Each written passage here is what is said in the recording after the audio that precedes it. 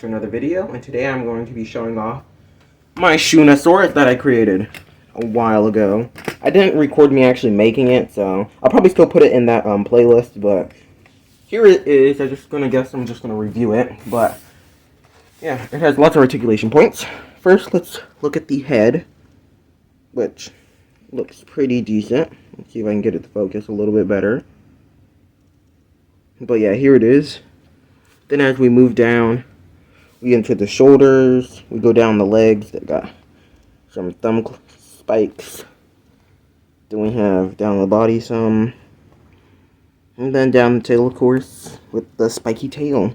And also I made some feet. But yeah, that is the shunosaurus.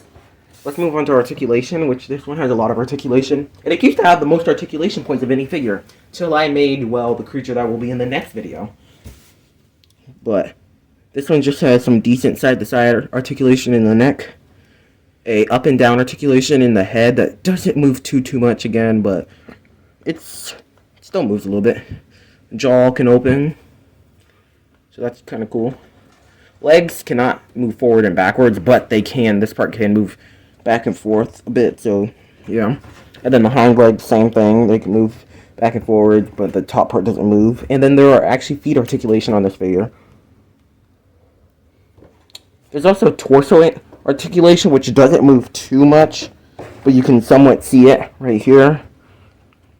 Then there's tail articulation, which bends the most, which can move side to side.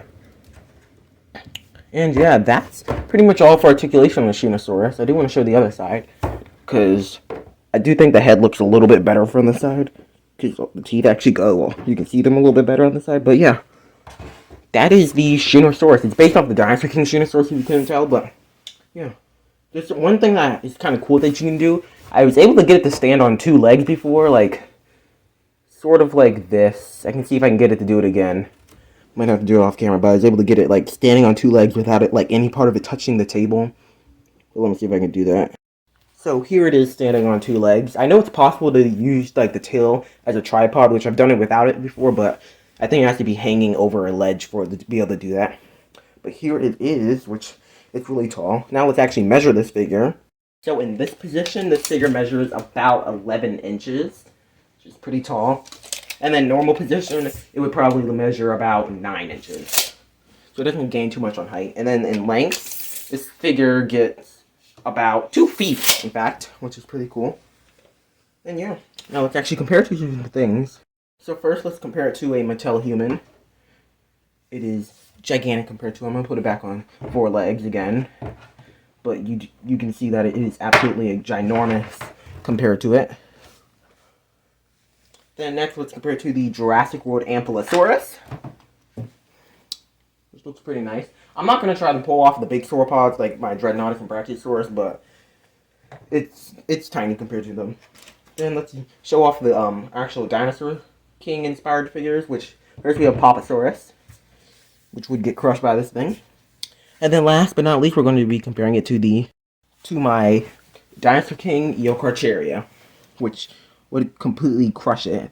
Though it doesn't really look like it from this angle, it is quite a bit taller than it. It looks a little bit more like this in real life. But yeah. But anyways, this is my Dinosaur King Shunosaurus. And I'll see you guys in the next video. Again, this will probably be in the Making Dinosaurs playlist, even though I don't show myself making it, instead of being in a dinosaur toy review playlist, even though it's more of a review. But anyways, I'll see you guys in the next video. Goodbye.